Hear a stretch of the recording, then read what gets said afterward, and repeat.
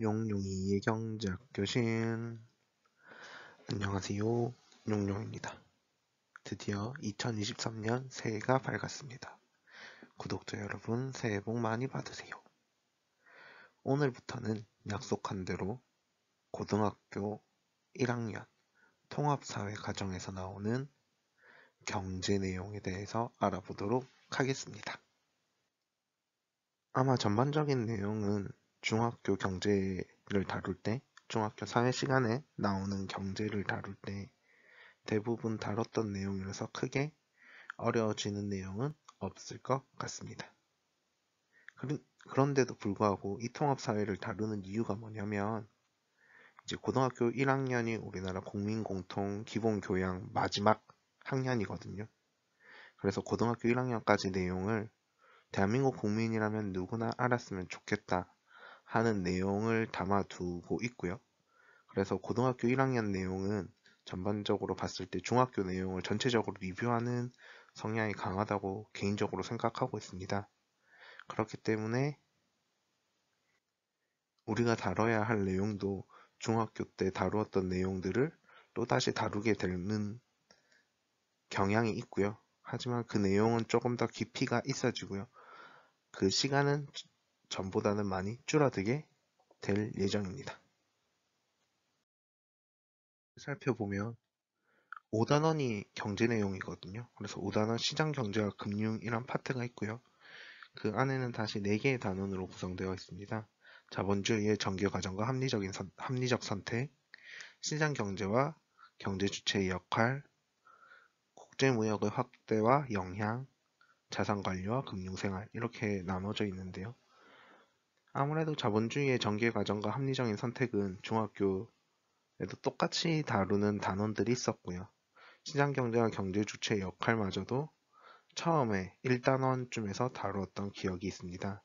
국제무역의 확대와 영향도 우리가 환율에 대한 이야기도 했었었고, 더불어서 국제무역의 하면 어떤지에 대한 이야기를 하면서 절대 우위론, 상대 우위론 같은 이야기는 하지 않았지만 비교 우위가 있다. 그래서 우위가 있는 걸 선점해서 우리가 무역을 한다라는 이야기도 했었고요. 그 다음에 자산관리와 금융생활이라고 해서 이제 어떤 자산들이 있는지, 그리고 우리는 금융생활을 어떻게 해야 되는지 라는 이야기를 통해서 개인이 이제 일생을 살아가는 과정에서 이제 소비를 어떻게 하고, 이제 그럼 그때 소득은 또 어떻게 될 테니까 소비를 어떻게 해야 된다, 어떻게 저금을 해야 한다, 그래서 금융생활은 어떻게 해야 한다 라는 이야기를 했었거든요. 그래서 그 단원들이 그대로 들어와 있다는 걸 확인하실 수 있고요. 우선 오늘은 자본주의의 전개 과정과 합리적 선택에서 자본주의의 전개 과정에 대해서 알아보도록 하겠습니다. 우선 자본주의가 뭔지 알아야 되는데요. 자본주의는 이제 사유재산 제도를 바탕으로 자유로운 경제생활을 할 수 있도록 보장하는 시장경제 운용 원리를 이야기하고 있습니다. 여기서 조금 저는 이 의미를 교과서에 있는 내용을 알려드렸지만 조금 바뀌어야 된다고 생각하고요. 이제 자본주의랑 요즘은 시장경제 체제라고 하잖아요. 자본주의랑 시장경제 체제가 매우 잘 어울리고, 또 사회주의와 계획경제 체제가 서로 잘 어울린다고 하는데, 이 네 가지가 서로 구분되잖아요.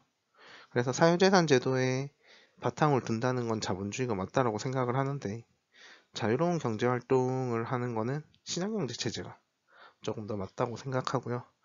개인의 자유로운 의사에 따라서 이제 경제활동을 하는데, 다만 그때 우리가 경제활동을 하는 과정에서 이제 가격이라는 게 매우 중요해진다라는 게 시장경제 체제잖아요.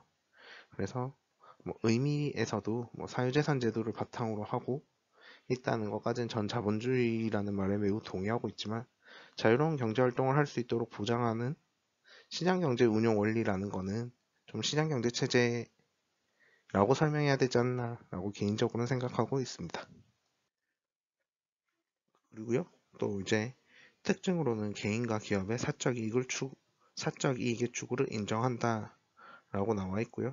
그래서 경쟁의 원리를 통해서 사회 전체의 부를 증가하게 하는 것을 목표로 하고 있습니다. 그래서 이 사유재산 제도를 가진다는 것 자체가 어떤 의미가 있냐면 사회주의 체제랑 조금 비교를 해보면 명확하게 나와요. 이제 사회주의에서도 개인이 재산을 가지긴 하거든요. 어차피 그들도 이제 사회주의 체제에 살아가는 사람들도 개인이 뭔가를 가지고 있고 그걸 소비해야 되잖아요. 그러면 사유재산을 가지는 건 비슷할 텐데 어떤 사유재산에서 차이가 나냐면 생산 수단에서 차이가 나요. 그래서 이제 자본이나 토지 같은 우리가 중학교 경제를 다루었을 때 이야기한 자본과 토지 같은 경우에는 사회주의 체제에서는 그것을 국유화해서 혹은 공유화라는 표현을 쓰거든요. 이제 공유화해서 서로가 이제 명확하게 누가 가지고 있다라는 것이 나타나지 않는데 자본주의 체제에서는 토지와 자본을 명확하게 누군가가 가지고 있고요. 그 토지와 자본도 열심히 일을 해서 돈을 벌고 있다라는 이야기를 하고 있습니다. 그래서 뒤에 특징에서도 보면 개인과 기업의 사적 이익을 추구함을 인정한다라고 나와 있는데 개인의 사적 이익 추구는 어디나 똑같을 거예요. 사람이 경제활동을 통해서 얻으려고 하는 것은 행복이잖아요. 개인의 효용을 극대화하기 위해 움직인다고 생각을 하면 개인의 행복을 늘리기 위해 그 개인의 행복을 사적 이익 추구라고 봐야 하거든요. 그런데 기업의 사적 이익에 대해서는 명확하게 조금 달라지는 부분이 있습니다. 자본주의 체제에서는 이제 기업이 사적 이익을 추구하는 것을 너무나 당연하게 그럼 생각하고 있는데요. 이제 사회주의 체제에서는 기업의 사적 이익 추구보다는 이제 기업이 생산의 주체의 역할을 하면서 그들이 국유화되어 있거나 공유화되어 있기 때문에 그렇게 큰 돈을 버는 것을 목표로 하진 않습니다. 그래서 그들은 생산하는 것을 좀 더 목적을 하고 그 다음에 기업이 버는 돈은 자연스럽게 기업에서 일하는 노동자들이 서로 나눠 가지게 되거든요.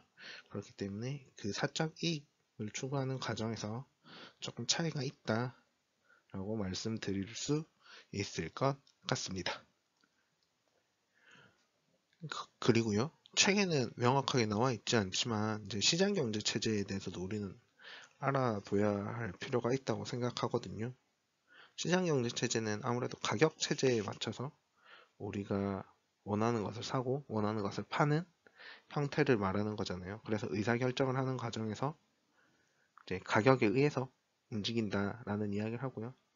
반대로는 이제 계획경제 체제가 있겠죠. 가격에 의해서 움직이는 것이 아니라 누군가의 계획에 따라서 움직인다라고 하거든요.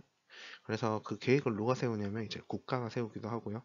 혹은 사회가 만들기도 합니다. 그래서 이제 시장경제 체제가 자본주의랑 잘 어울리고 계획경제 체제가 사회주의와 잘 어울린다고 하는 게 어떤 의미냐면 그 기업의 소유에 있어서 이제 사회주의 같은 경우는 기업을 국유화했고 공유화했잖아요. 그렇기 때문에 그 사회에 소속되어 있거든요. 그 사회 거라는 거죠.